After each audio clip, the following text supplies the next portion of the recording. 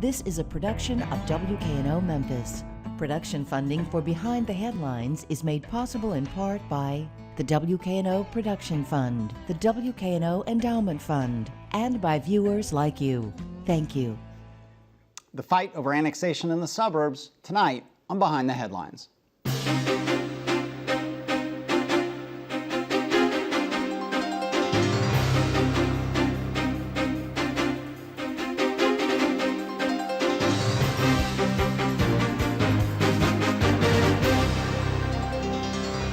I'm Eric Barnes, publisher of the Memphis Daily News. Thanks for joining us. We are joined tonight by State Representative Steve McManus from representing Cordova. Thank you for being here. Thank you. Also Bill Boyd from the Memphis City Council. Thank you for being here. My pleasures. Jim Tomasic from Cordova's Voice. Thanks for having me. Absolutely. And Bill Dries, senior reporter with the Memphis Daily News. We'll start with you, Steve. The annexation, it's complicated. We'll get into some of the history of it. We'll get into where we are now, but there's some change in the air. The state legislature in this past session put a moratorium in place. Why a moratorium, and what do you all hope to get out of this moratorium? Yeah, sure. There's a real sense going on in Nashville, and you can really feel it. And the bottom line is that our constituents are really saying we want more of a voice when it comes to annexation issues. We are one of a handful of states in the United States that still allow a municipality to really exercise their heavy hand of government and simply come in and take a particular territory. And there's no doubt about it that we've had a tough time when it comes to the economy. And we seem to be seeing more and more of this annexation issues as the economy was in pretty tough straits.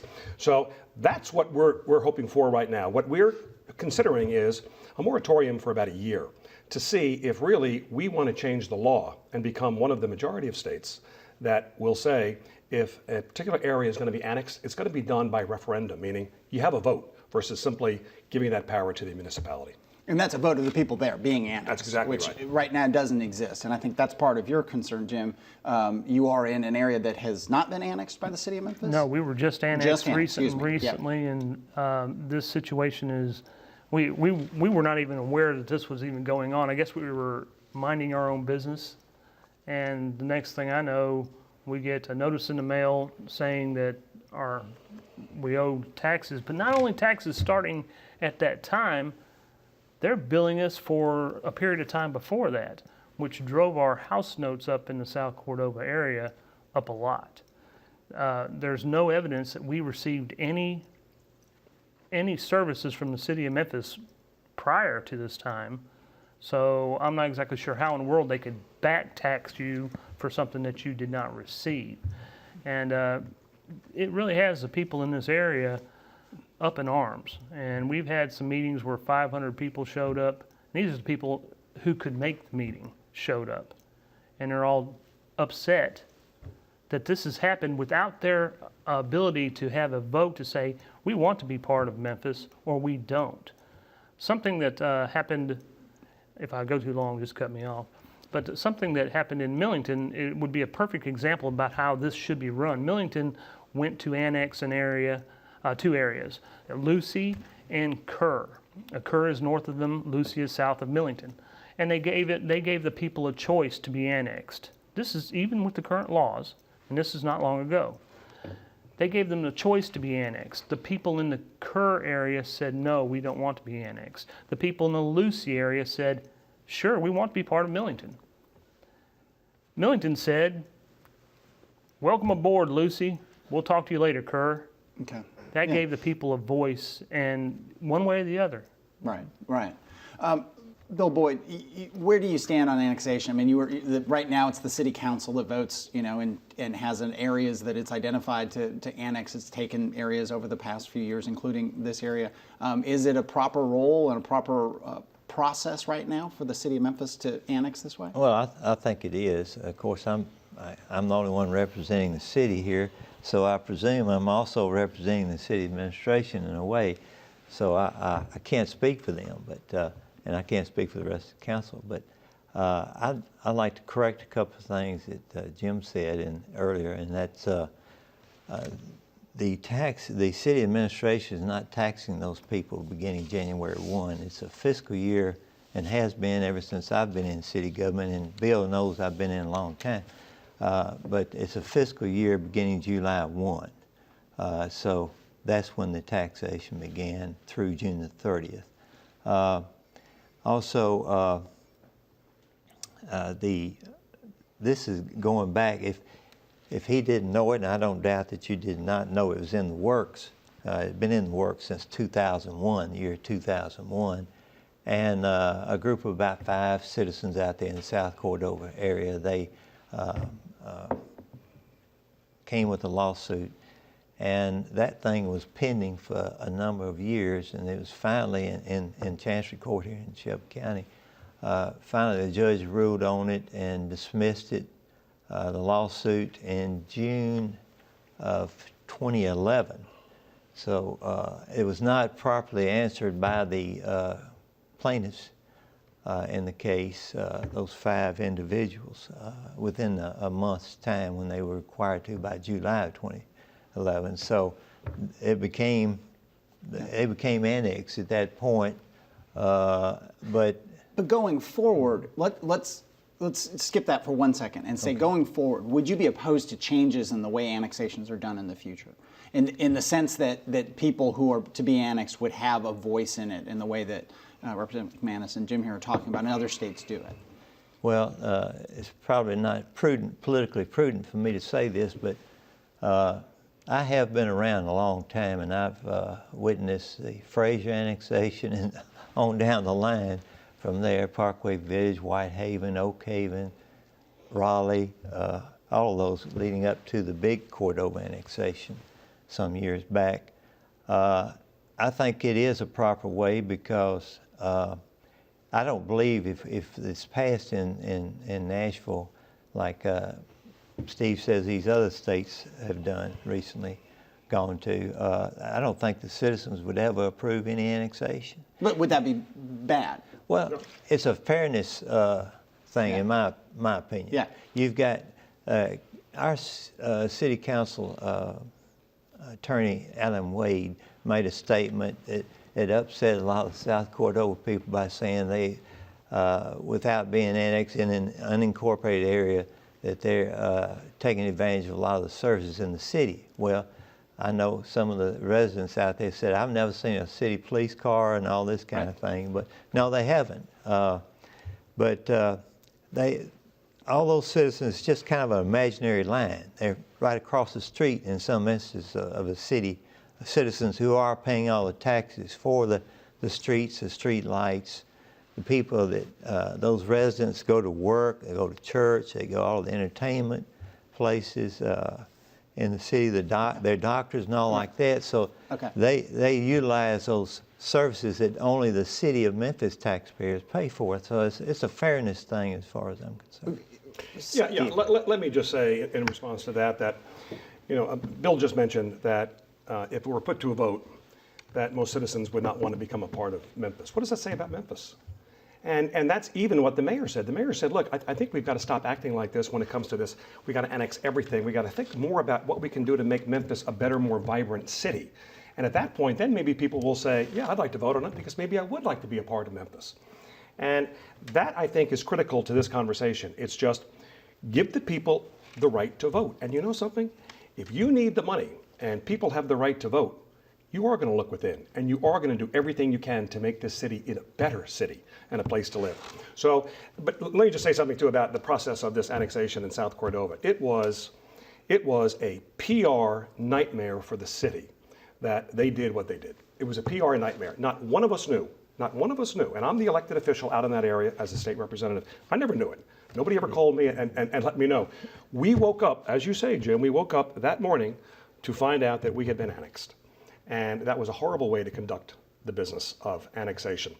And you know something too? You'd be hard pressed too to find anybody living in South Cordova or Cordova that would say that Memphis came in and annexed us, for the betterment of our welfare. To all of us, it was simply a land grab. It was done to generate income. And of course, the city of Memphis will never say that. But, it didn't take long for us to know that the city of Memphis's finances, thanks to the letters that we received from State Comptroller Justin Wilson, proved just that. Memphis is in dire straits. They need the money. And it all became crystal clear after we were annexed that was the case. Jim, respond. Well, as somebody who lives in South Cordova, are there services you've been getting? I mean, do you feel like you should be paying for roads and so on that you're using that that you weren't paying for before you were annexed? That point where we live across the line and there's services that we cross across the line and therefore we should be paying taxes. If we're going to a business in that area, we're paying taxes when we use that business. We're using sales taxes or whatever. If we buy gasoline, we're paying the taxes that are have related to whatever product or service that we're using over there. And okay, so how close to the line is it that it becomes relative? There's people live in Mississippi who come to Memphis to work. Are you going to tax them? People in Arkansas who come to Memphis to work. You're going to tax them? What about Tipton County, Fayette County? Why is it just because we're in the county of Shelby County, we're supposed to bail the city of Memphis out of their financial mayhem that they've created? We didn't make this mess. We don't want anything to do with it. The citizens of Cordova don't want anything to do with trying to repair your problems. Now, if I understand how this works, and you, I'm sure will be quick to correct me, when you moved, or when Cordova has been in this annexation reserve area for quite some time, is that correct? Yes. So there was always the prospect, I mean, that Cordova would be, I don't know when you moved there, but for many of the people who've moved to Cordova, which has grown dramatically over the last 10 years, they always moved there knowing, or they may not have been aware, but that area was always in the annexation reserve. It was always part of the growth plan. Is that correct? That's correct. So at some point, do people say, wait, you moved there knowing that this could happen, or you live there knowing this can happen? Isn't that a certain amount of responsibility that is on you when you're in the suburbs and the way the annexation, whether you like it or not, this is the way annexation works in Tennessee? Well, I'm not totally against annexation. Okay. Well, I am as far as I'm concerned, but for the people to have the right to vote, that's what I have a problem with here. You're not allowing us to have the right to vote to say whether we want to be in there. We might want to be like Kerr and say, But I do have to say, there are quite a few, and I knew about the annexation, I knew about that. But I also will say that based on the number of people that showed up at that first meeting, when the mayor came out, with his entourage, I will say that there are an awful lot of people that had absolutely no idea. Yeah, sure. That they were in this boundary. None. And a court fight over that many number of years, you're going to see some turnover in property. You're going to have some people who move into an area who probably should have been told, by the way, you're in the City of Memphis Annexation Reserve area, but who probably weren't told about it. Right. At the same time, Bill, I think the city also, because they have annexation reserve areas, not just Memphis, but these other areas, they have also extended services into that area, have they not? In South Cordova. please define it. In the annexation areas in general, in Whitehaven. Oh, yes, there were city of services course. that were extended there Matter of before fact, July, annexation. yes. And I was going to say this, as an old title insurance company man, when a person moved into South Cordova area, at the closing, they should have been notified that there was a lawsuit pending. That should have been on your closing statement there. Should have been Is that forewarned. is that 3-inch stack of papers No, you got to so it's go about through it's about 2 pages, front Well, and back. it's stuck in a stack of forms that you have to file to buy a house. No, so you get one to take with you. You probably got it at your house. I know I have mine, the closing statement. I'm not- but anyway, I'm that's not sure. That's a forewarn there. But we're at any point, I mean, I apologize, but this is maybe just way too simplistic. I would have assumed that in the same way that you get from the city of Memphis and from the Shelby, and I live in the city and Shelby County, you get this notice, your taxes. It's just a letter, a little formal letter. You might choose to throw it away, but it's there and it says that. I would assume that the city would send a letter to everyone in an area that's about to be annexed saying, we're about to be annexed. You would think so. Did that not happen because of the lawsuit? Or just it's because it's not required? I think there was one final lawsuit, or whatever you want to call it, dismissed by the court right prior to the announcement. I learned of it a few days before they did. Is that, oh really? Yes, just a few days before. So the lawsuit kind of came to, it had been hanging there, and finally the string breaks. Final. And the annexation is on. Representative McManus, this seems to be something the legislature has to consider. And while you've heard from citizens in these areas who are affected, I would imagine you're going to hear from some municipal leaders who are going to say, wait a minute, for years we extended sewer services. For years we prepared for this annexation, and now all of a sudden after that investment, you want to put this up to a vote of the people after we've already made an investment in that area. Is that a dilemma for the Sure it is. I legislature? mean, sure it is. Ultimately, there's going to be a showdown, ultimately, between the Tennessee Municipal League, a very, very strong lobbying group in Nashville, and representatives like myself that are listening very closely to what the citizens are saying. And that's going to be the showdown. And it's probably going to happen in January when we see quite a number of bills that will be introduced that simply say, you know, the way the public chapter is right now, 1101, the way it is right now, you can leave that in place, basically, where there's going to be a sharing between city and county, but give the citizens the right to vote. That is a voice that's very, very strong going on right now in Nashville. Let's come back to the quandary that Bill described. And I'm not saying this happened in South Cordova, but in areas it has happened where a municipality has said, all right, we're going to extend sewers, we're going to build some roads, we're going to go ahead and put a fire station up, and you might pay for some of that, but you're not paying for all. But we're going down the road of annexing you. Okay, is that a difference? Does any change in the law have to treat them differently than, say, an area that's just in an annexation reserve where no investment has been made? Don't know exactly the answer to that question yet. It's being studied right now by fair a joint enough, committee up in fair Nashville, enough. and it's going to be going on probably for another 2 weeks at least. But these are the questions that we need to address to introduce the proper legislation in January that deals with these very specific issues. It'll probably be long. It'll have some amendments before it finally gets to a final vote. But those are the things we're in the process of discussing right now. May I go back to the citizens Sure. having a right to vote on it? Yeah. Why are these people living right next door to Memphis now if they don't like Memphis or it's a terrible, could be situation? And why do they go to church? Why do they go to work? Why do they do all these things inside the city of Memphis if they think it's a terrible city to live next door to?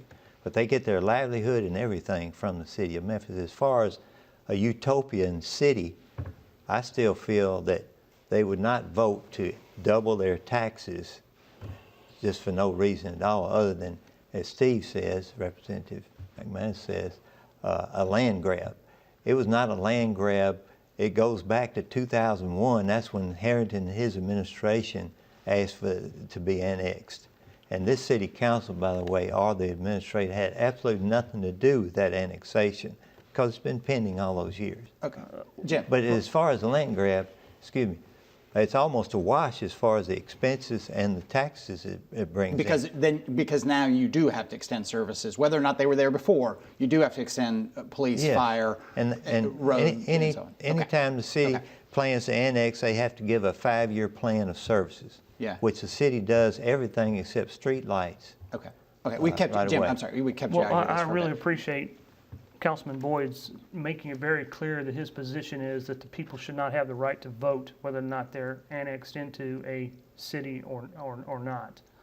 The idea that there were services that were brought out into the area prior to annexation, I'm at a loss for what that was because these neighborhoods were built back in the 80s. My house was built in 85, I think. From what I understand, the contractors came in and they did all this work. Now the city's getting all this stuff for free, plus taxing the citizens.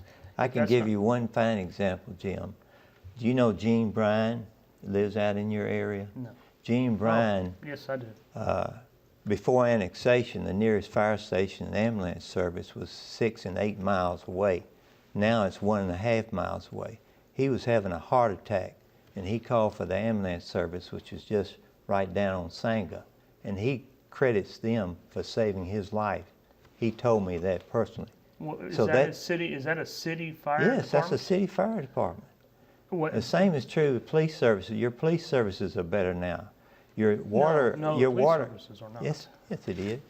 The water is less. We'll see what the Shelby County Sheriff's saying about that. Well, Well, I'd have to let's admit- give you a sense to respond to some of that, Jim. I mean, you live there, and I mean, obviously, this is front and center for you.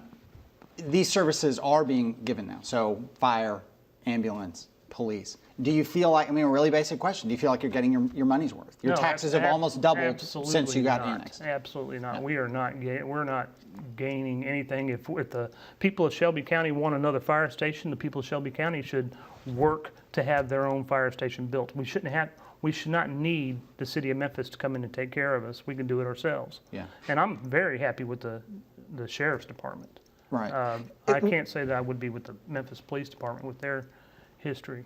Right, and you, I believe you or an affiliate group tried to go about pursuing de-annexation. Is that correct? And that the AG Yeah, we Bill still came- are. You still We're- are. You still, the AG came back and said there's no path. The state attorney general. We disagree with the Okay. AG. Okay. So that pursuit is not over in terms of a by legal. no means. Okay. But also that could come back to you all in the legislature. There is no, according to the AG, state attorney general, there's no path to de-annexation. But that's something. I mean, the legislature could change. Well, that's right. And, and again, the same people that really feel like we need a vote also feel like we're denied a vote there too.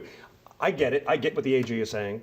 The AG is saying obviously that when it comes to the path to de-annexation, it must begin with your elected city officials, i.e. the city council. Yeah. That's where it needs to begin. And I understand that.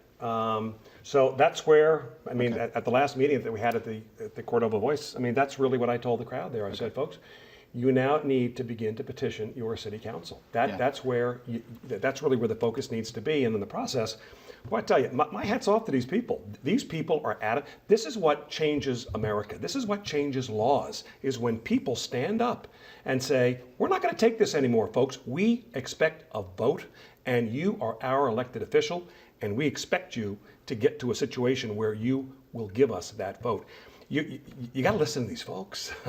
Yeah, I mean, they're speaking loud and clearly. And I'm telling you, there is a sentiment right now sweeping Nashville that is going to be a very, very positive one, because we're listening to these people, and you got to stand up to the Tennessee Municipal League, and you got to say, look, I got news for you.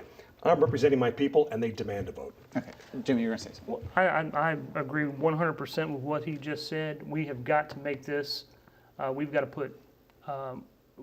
to take control of the situation. We are the citizens of this area in Cordova. It is up to us to make the difference. And to start with is we have to ask our Councilman Boyd here, will you please do this? Will you please get a referendum going? And he has stated that he is representing the city, and he is not interested in doing it. Told me on the phone that he would not do that. He would not support that effort. Okay, let me So get now Bill a chance. Go ahead. So Finish your point. now we've asked, our next step is, there's a recall coming up in January where we can recall Right. Councilman Boyd, and that is, my plan is to start a recall Right. on him. Okay. And Let me give you a chance to respond to some of that. I mean, you don't want to move forward, Councilman, with a referendum among, to let people have a voice in this. I mean, there's.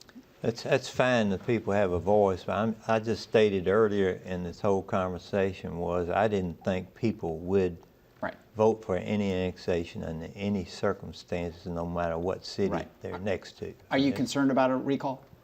No, I'm not concerned about that at all. Okay.